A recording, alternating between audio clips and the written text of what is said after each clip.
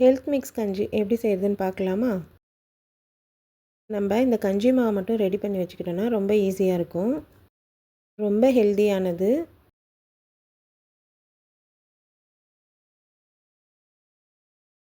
Health mix கஞ்சி மாவு எப்படி அரைக்கலான்னு பார்க்கலாம். அடிகனமான கடாய் எடுத்துக்கோங்க. கடாய் நல்லா ஹீட் ஆனதுக்கப்புறம் ஒரு பொருளாக நம்ம சேர்த்து வறுத்து எடுத்துக்கலாம். ஃபஸ்ட்டு கேழ்வரகு சேர்த்து நல்லா வறுத்து எடுத்துக்கலாம். சிம்மில் அப்படி இல்லாட்டி மீடியம் ஹீட்டில் வச்சு வறுத்துக்கோங்க. இல்லாட்டி கருகி போயிடும். அதனால் சிம்மில் வச்சு வறுத்து எடுத்துக்கலாம். நெக்ஸ்ட்டு கருப்பு முழு உளுந்து, கருப்பு கடலை, வெள்ளை சோளம், தினை அரிசி, மக்காச்சோளம், கம்பு, நெக்ஸ்ட்டு முழு பச்சை பயிறு, சம்பா கோதுமை, மாவு ஜவ்வரிசி, மல்லாட்டை,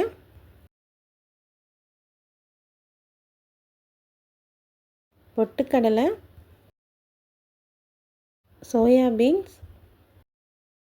சிகப்பு அரிசி, பார்லி அரிசி, பாதாம், முந்திரி, பிஸ்தா, ஏலக்காய் இது எல்லாமே ஒன்றா சேர்த்து வறுத்துக்கோங்க. எல்லாமே வறுத்ததுக்கப்புறம் தனித்தனி பிளேட்டில் ஆற வச்சுக்கோங்க.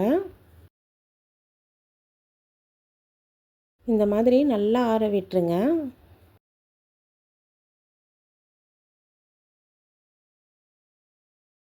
கொஞ்சம் கூட சூடே இல்லாத அளவுக்கு நல்லா ஆற வச்சு எடுத்துக்கோங்க.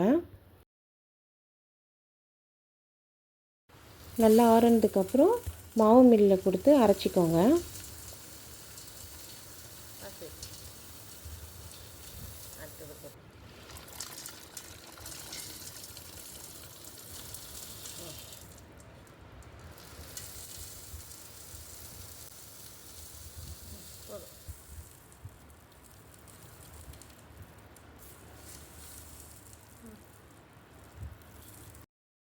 மாவு அரைச்சிட்டு வந்ததுக்கப்புறம் ஹீட்டாக இருக்கும். அதையுமே நல்லா ஆற வச்சுருங்க.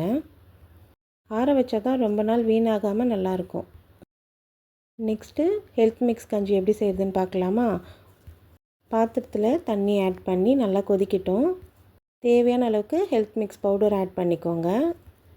கூடவே கொஞ்சமாக தண்ணி சேர்த்து நல்லா மிக்ஸ் பண்ணிவிடுங்க.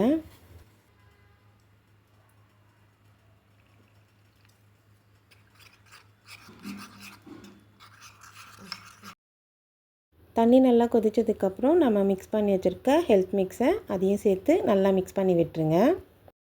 சிம்மில் வச்சே குக் பண்ணிக்கோங்க. அப்படி இல்லாட்டி அடி பிடிச்சிரும். ஒரு 10 மினிட்ஸ் நல்லா இந்த மாதிரி கை விடாமல் மிக்ஸ் பண்ணிகிட்டே இருங்க. மினிட்ஸ்லேயே ரெடி ஆகிடும். ரெடி ஆனதுக்கப்புறம் ஸ்டவ் ஆஃப் பண்ணிவிட்டு நாட்டு சர்க்கரை சேர்த்துக்கோங்க. நாட்டு சர்க்கரை சேர்த்து நல்லா மிக்ஸ் பண்ணி விட்டுருங்க.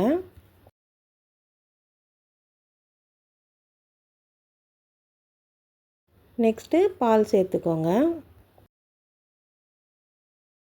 பால் சேர்த்துட்டு நல்லா மிக்ஸ் பண்ணி விட்டுருங்க.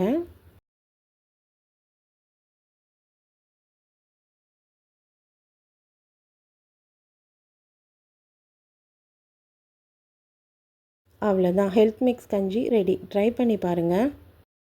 ரொம்ப ஹெல்த்தியானது.